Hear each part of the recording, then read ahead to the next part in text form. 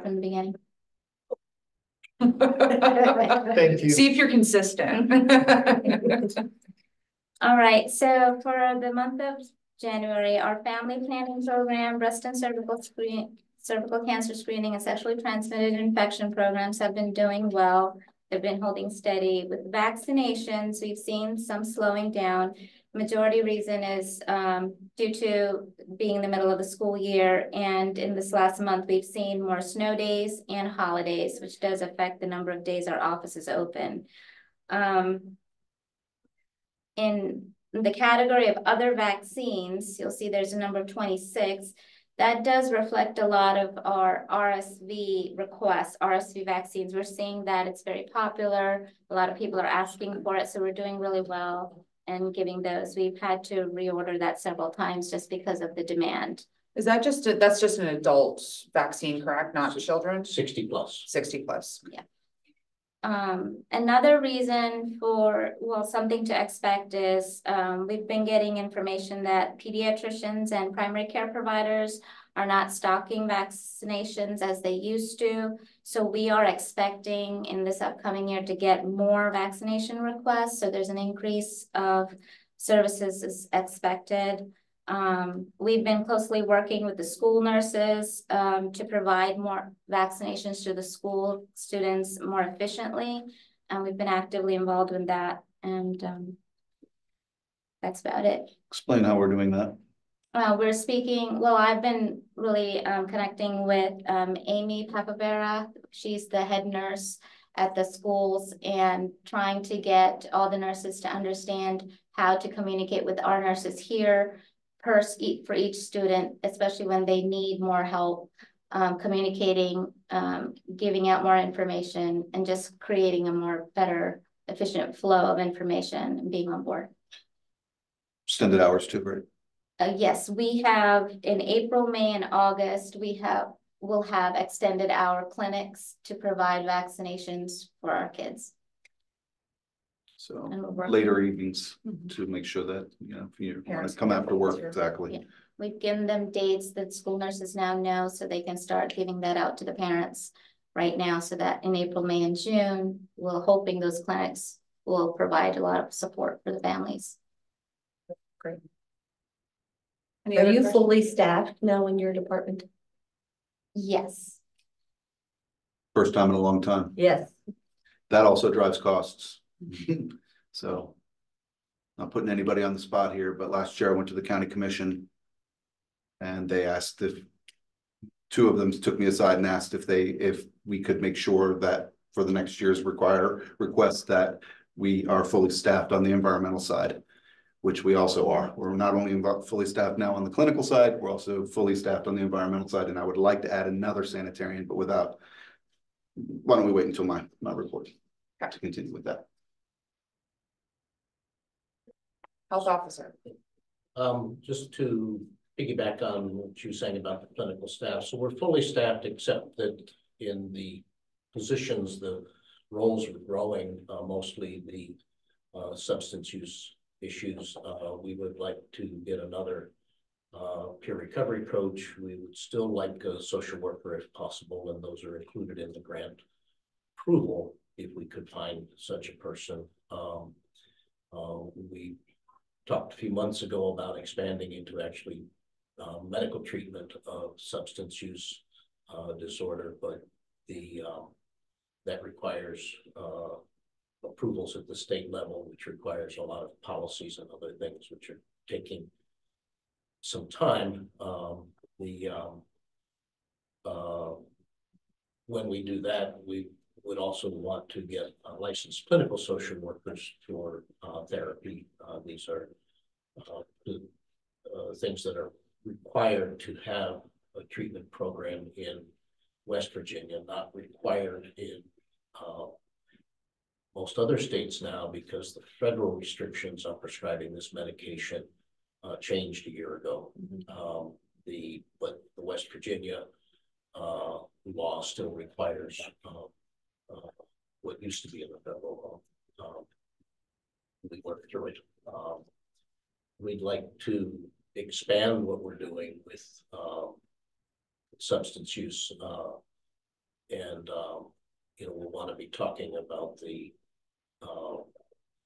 settlement monies from the different lawsuits to see what that can fund countywide as far as getting, there are lots of places you could spend that money.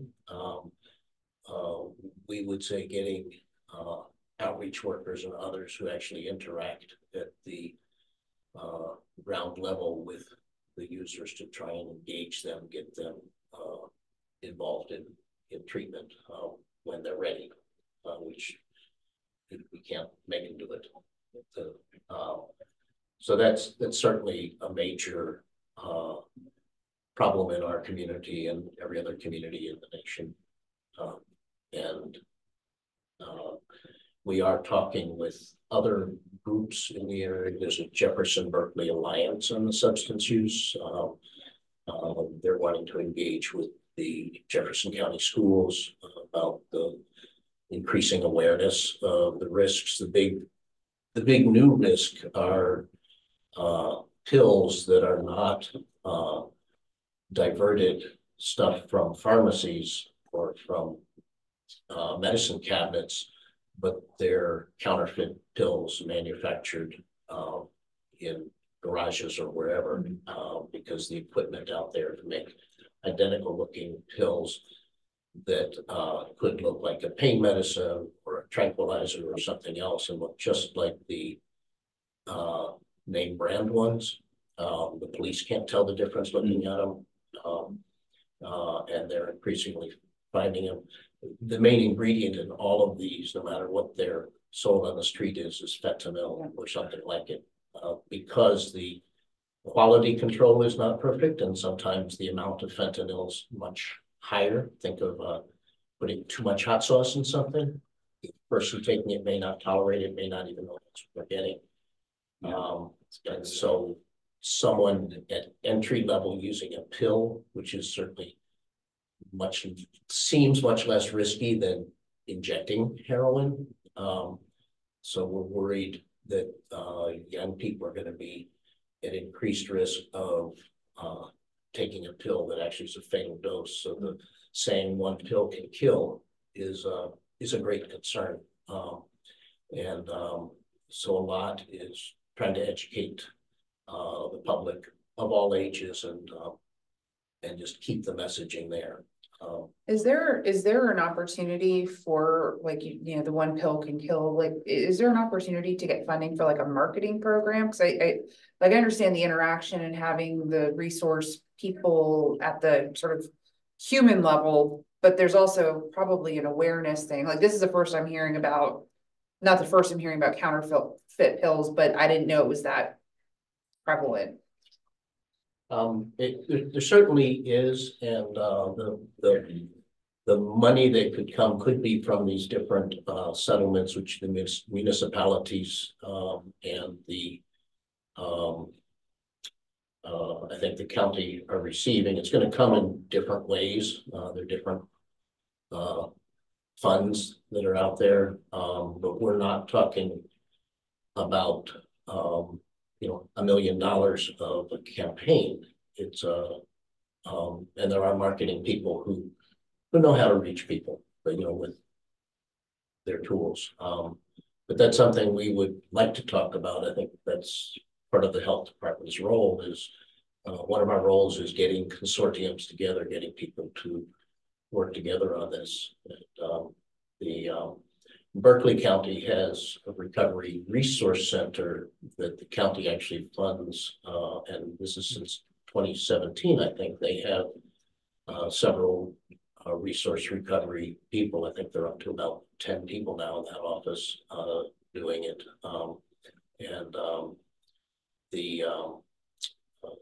So this county does not have that, but I think that we need to work on it. This is going to be a problem that's going to be here forever. Alcohol is the biggest problem, and there are all sorts of issues. Prohibition didn't work with alcohol. It's not working with this. That's not our issue. Our issue is taking care of people, whatever substance use they're having problems with. But isn't it also our responsibility to be on the front end of that to Yes. prevent the substance abuse or use? Yeah. In the first place? And yeah, and the board's help and the elected leaderships, you know, all the different agencies involved, EMS, law enforcement, prisons, you know, they're all part of this.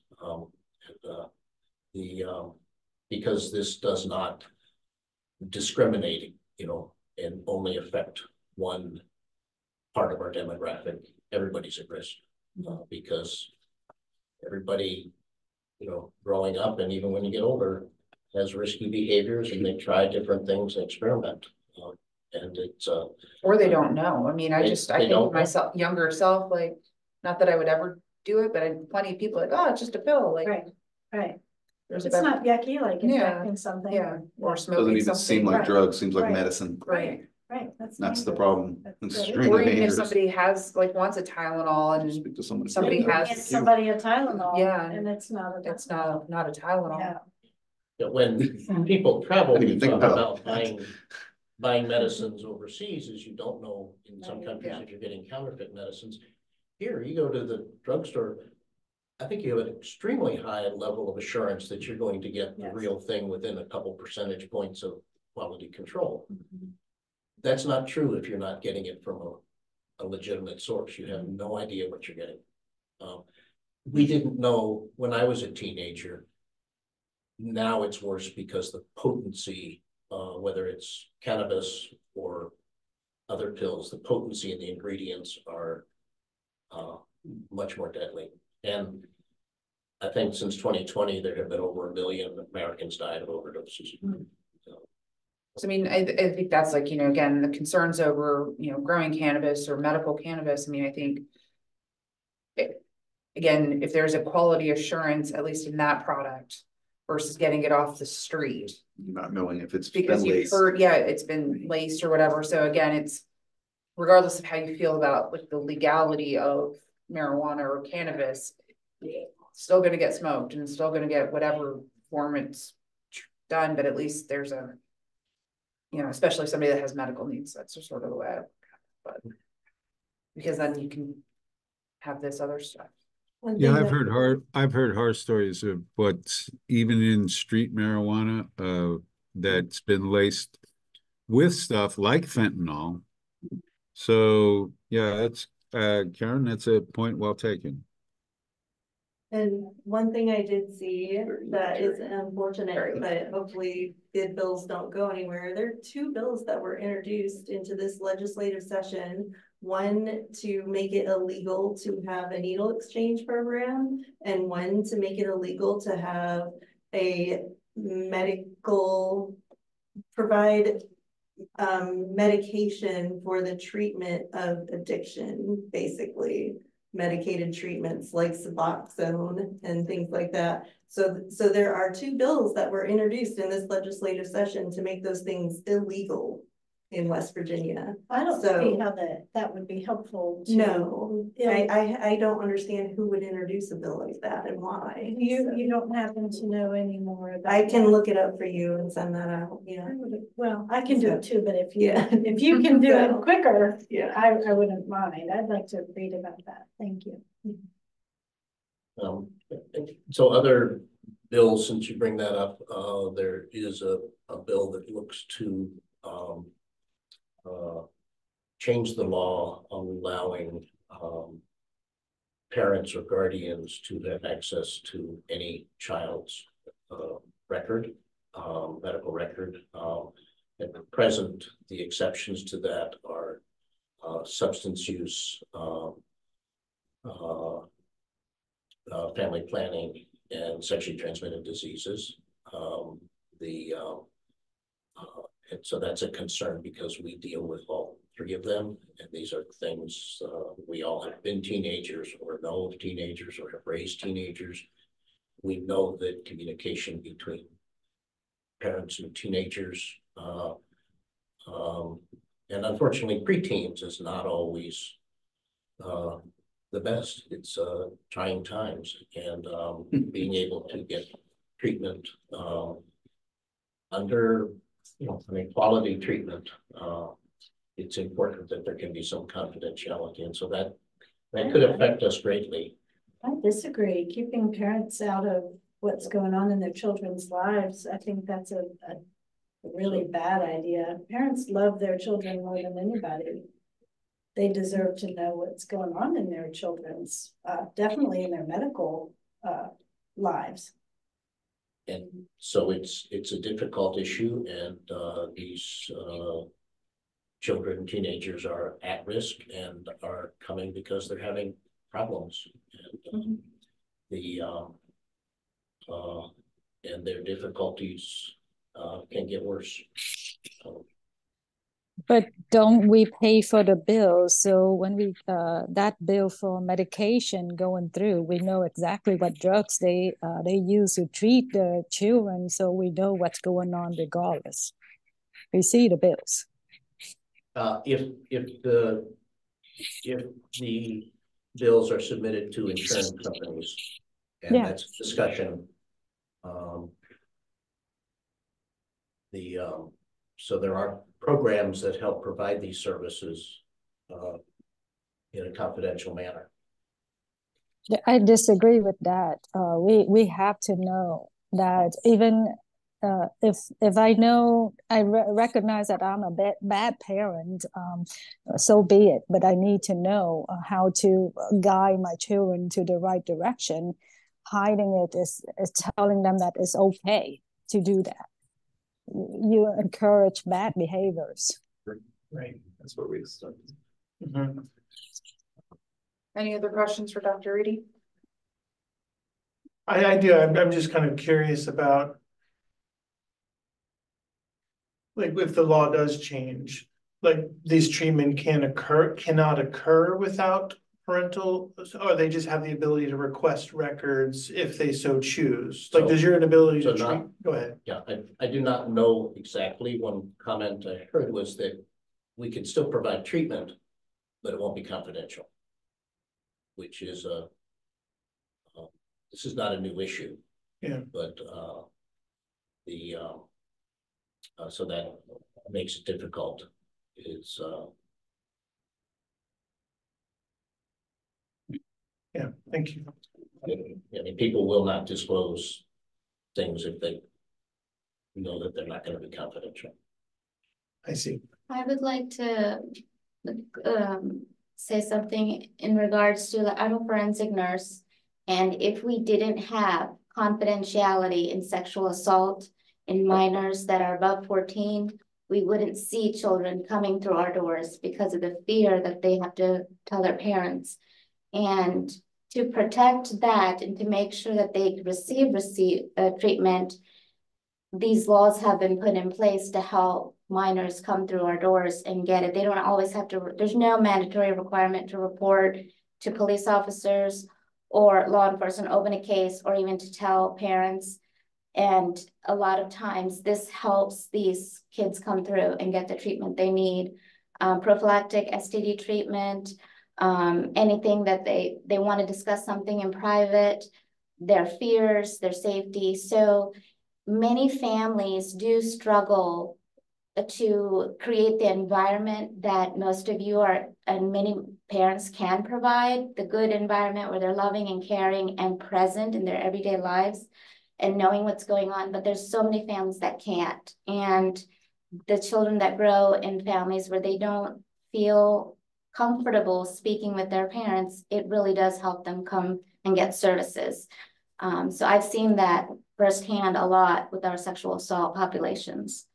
And that does transcend into family planning, children wanting to get protection. Many families are not going to be open to the idea of contraception, and children do come through, teenagers, I should specify, do come through and want family planning. And this program really helps that particular population to be open and receive services, which eventually protects all of our kids, because they are interacting with safe families and unsafe families.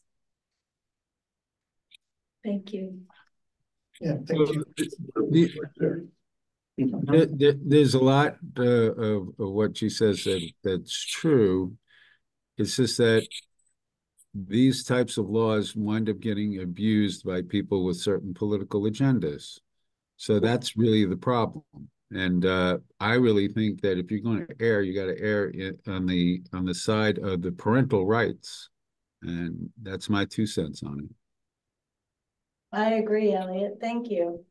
I agree too, Elliot. It's if the children's under our protection, they live under our roof, we gotta know exactly what's going on with their lives. Right. If you under my roof, I gotta know. Exactly.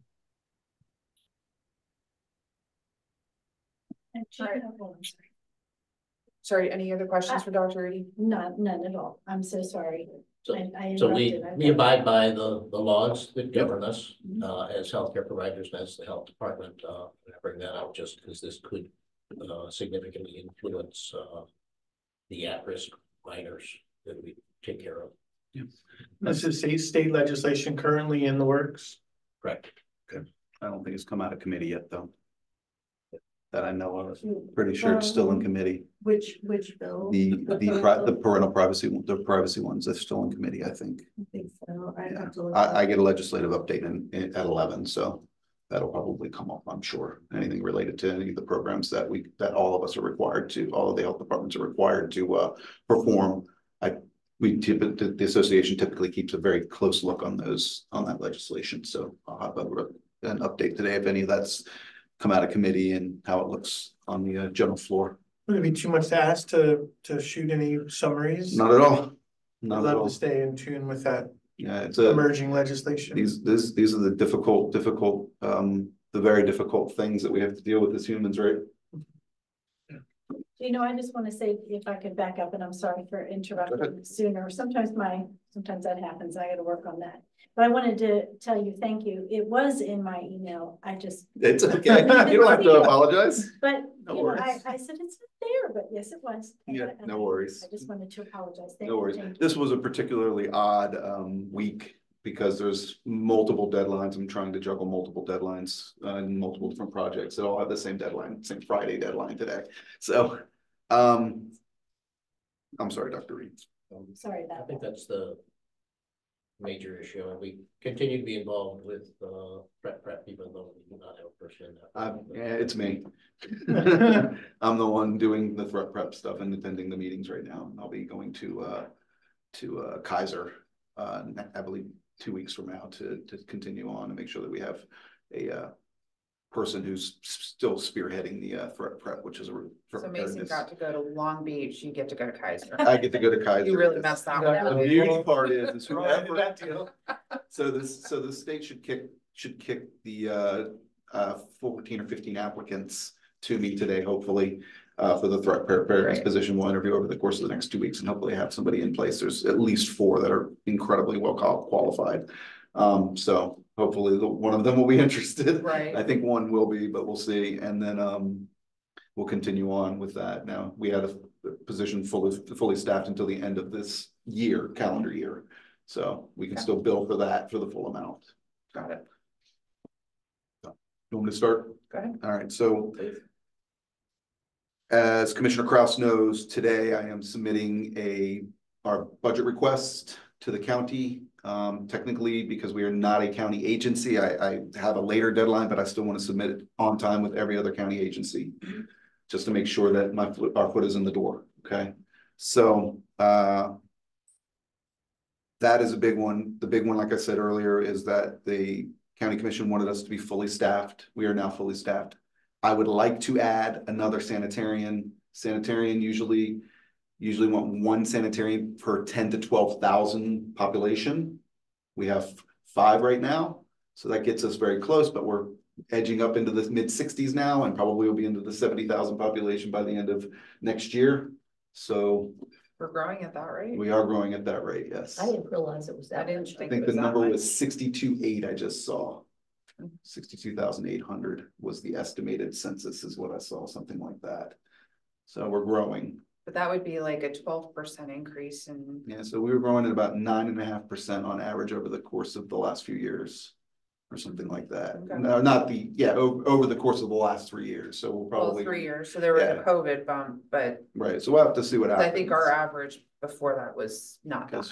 Cause but either way, we are growing. I just don't wanna, we're Right. seeing this course correction in business where people had certain ramp ups with COVID because Absolutely. of impact, of commerce, how it changed, it's changing. Back, yeah, So it's not, of course. I think out of all the things to maybe ask the county for, may not, I don't know, unless it's gonna be faster, I don't know. Either way, we What were are we incurring a asking? lot of What are we costs. asking? I would like to have a return of the original $242,500 that they used to provide up until 2010. Okay, for what, wait, like, for what, like, That what was purpose? general funding.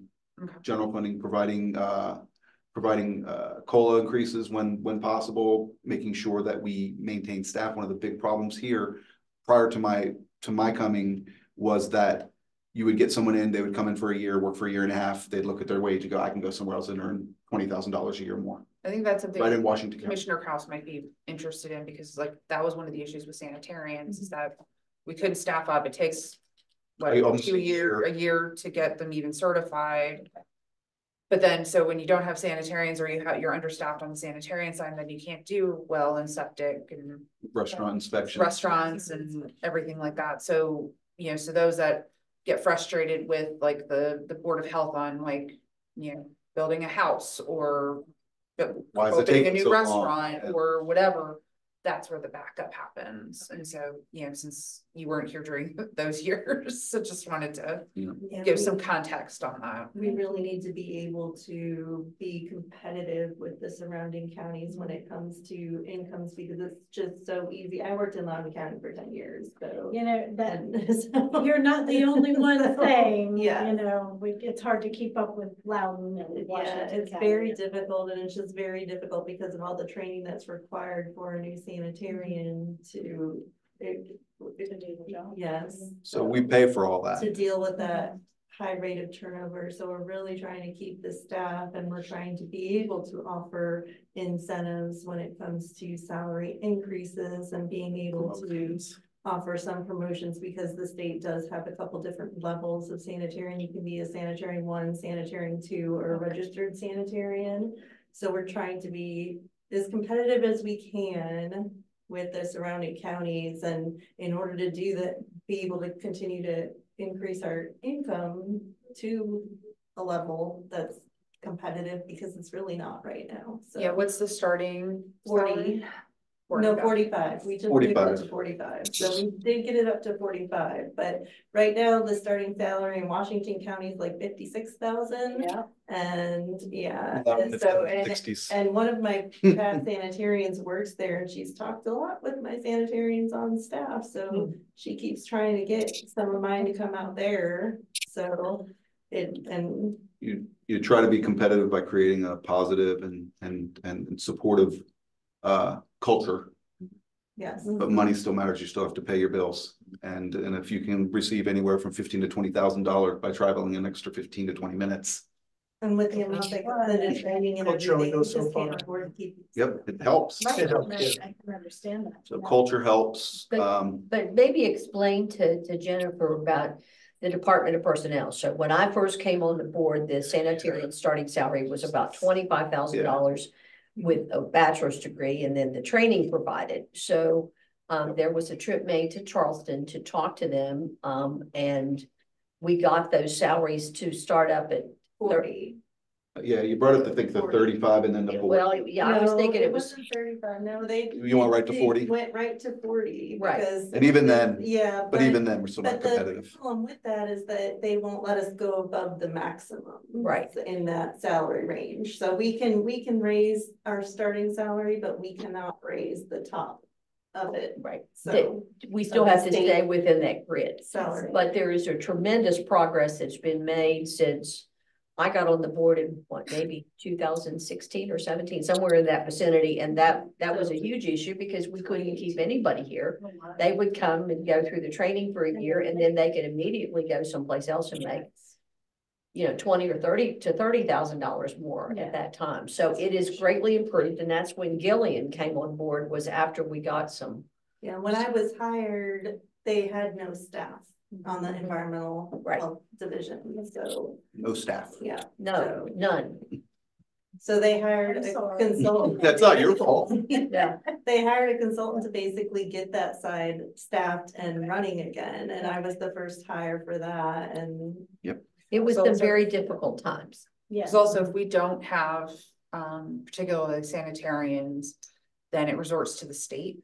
So then we're gonna have to call the state to come in and do Inspection. inspections. Oh, And the state's okay. understaffed too. Right. They don't have the people. They don't have the people, right? But I'm just saying, like, we all And you're kind of complain waiting a about long when the time. state has to do something for us, so Mhm. just think if you have to have a well drilled, or if you have to open a restaurant, or you have to, or you're trying to, not have to, you're Yeah. trying to. Yeah, Yeah, the state has created even more positions with the new regions that they're creating, but they can't keep people in their positions either. There's a lot going on with the state and the new person in charge there, and people are leaving, so. The great That's majority nice. of the counties in this state are losing population. They're not having new septic, maybe replacement, but they aren't doing new buildings.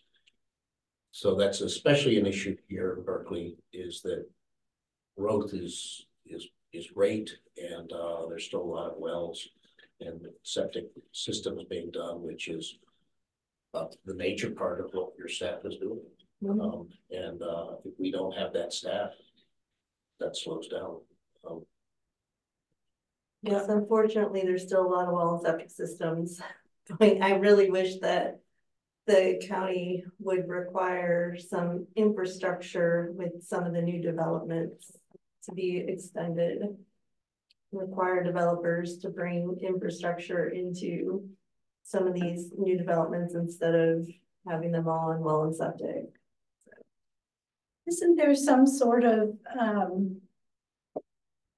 regulation about lot size and well and septic and? Yes, but the minimum lot size is only 20,000 for the well and septic, so that in the past, they had a 20,000 square foot reserve requirement in Jefferson County, but that has since there was a lot of pushback on that because there was just a whole situation with that when I started, so. But we needed to match the state code. So we're matching the state regulations again, which is only a 10,000 square foot reserve requirement for new lots. So, so that's the amount that they need just for their septic reserve area. And then whatever left is what they have to put their house and stuff in. Okay. And then the well has to be 100 feet from that septic reserve area, so. Okay. But once that's, and you correct me, once the well and the septic are there, we're uninvolved unless there's a report of True, failure. that's very true. We don't do anything we don't have any sort of maintenance programs or anything like that for septic systems. There's some states that do require maintenance and check on septic systems like that, but we don't. The only maintenance agreements that are required are with the surface discharge systems, and they have to have a maintenance agreement with the septic company. So What about transfer of property?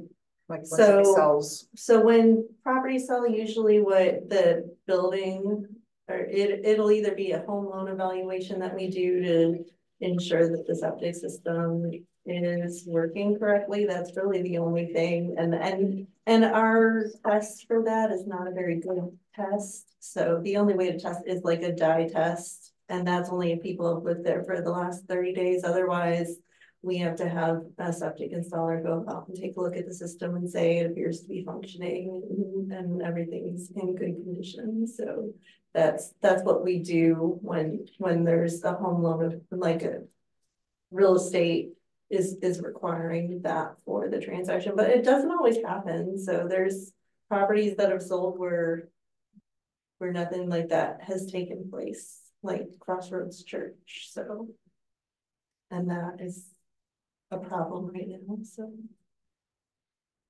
Yeah. So requiring the infrastructure is an interesting conversation, and Karen may be able to elaborate more than I can, but I'm thinking that proffering or requiring developers to put in infrastructure like in an additional turn lane or more than 2 exits, and some of these things that you would see in lots of other metropolitan areas are against the law in West Virginia because of it called proffering. Okay. And I think all of our surrounding states allow that. So an example would be if you had 100-acre parcel that might be approved for 100 houses or 1-acre lots, and you wanted to put in 400, you know, as in townhouses or, you know, multiple unit buildings, that you would go to the county and say, I'll give you 20 acres for a park or 10 acres for a school or something if you give me the higher density. And the county could say, Well, okay, that's what they did with Washington High School. That land was donated by a developer. right, you know, Okay. but it's very convoluted in West Virginia, and I've always been surprised that nobody locally goes after our legislators to change some of those laws. Well, that's actually one of the things that we do that is allowed here in West Virginia that is done is like the TIFs and the pilots. Because what people often don't understand is that it's actually a financing mechanism. So like Hilltop, because they have to fix the water system in Harper's Ferry, you know, that's obviously a major investment and it's going to help everybody. It's a very weak system anyways, as it is. And so, but the thing is for the developer to be able to go to and do a TIF, because the municipalities can get a better borrowing rate, because you can borrow at a lower rate than what's on the commercial market. So that's what that is. People talk about it as being a giveaway. It's not, it's a financing mechanism.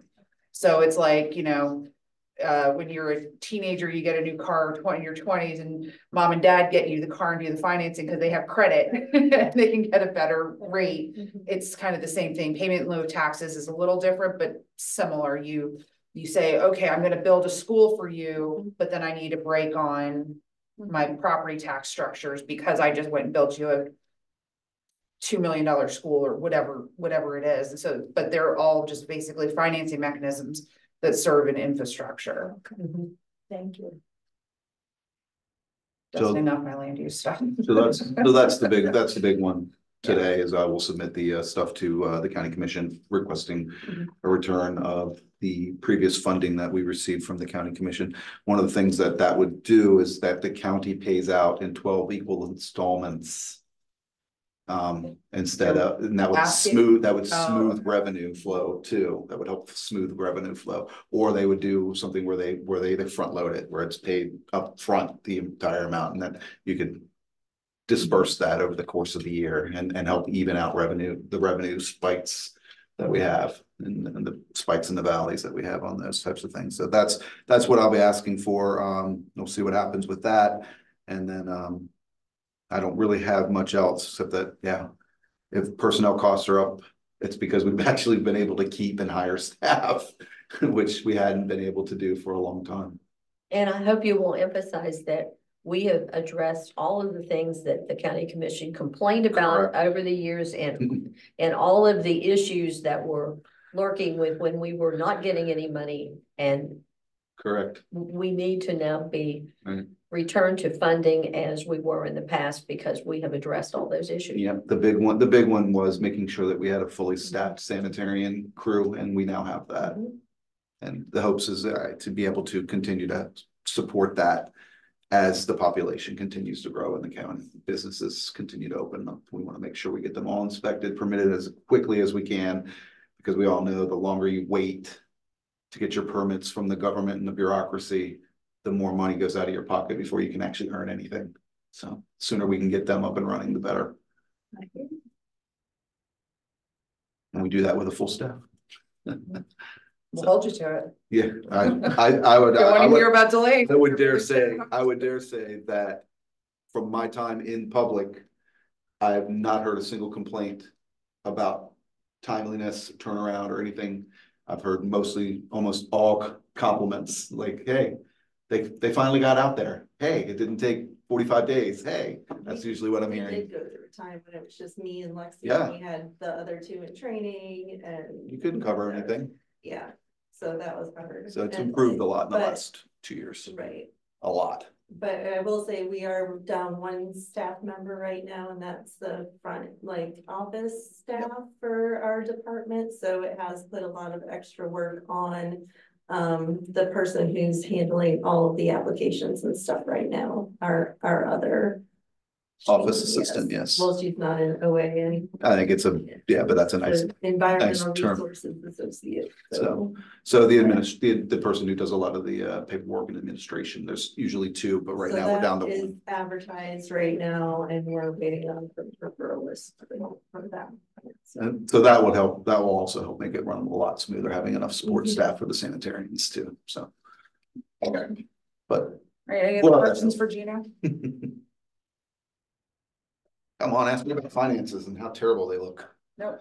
Already went through that. We That know was we know it's previously. seasonal. Cut your losses, Gina. We're fine. We're good, all right. No, I don't. All right, Ann and Elliot, do you guys have any questions? No, I'm good, thank you. All right, so we got the next meeting, March 8th at 9 o'clock. And is there a motion to adjourn? I move we adjourn. Second. All those in favor say aye. Aye. Aye. All right, Thank thanks you, everybody. Sorry, Thank you. everybody. Huh? Have a good day. Stomp on your thank you, to everybody. Say that afterwards. Thank you, everybody. This, you can hit this right now, Karen, if you want, unless you No, want. I just, Unless what you, do I, oh, do I unless you need to would like sign him. both? Just sign one. Did you already sign one? I signed this one. Thank you. I'll take a copy of that then, and you can keep the original then. I don't have the original. Oh, wait. No, because I So- was given two versions. I Yeah, so scratched that one out. that one actually must be signed By me? by you Oh. or the vice president. That's the one that I'm going to, I'll return this one along with that one.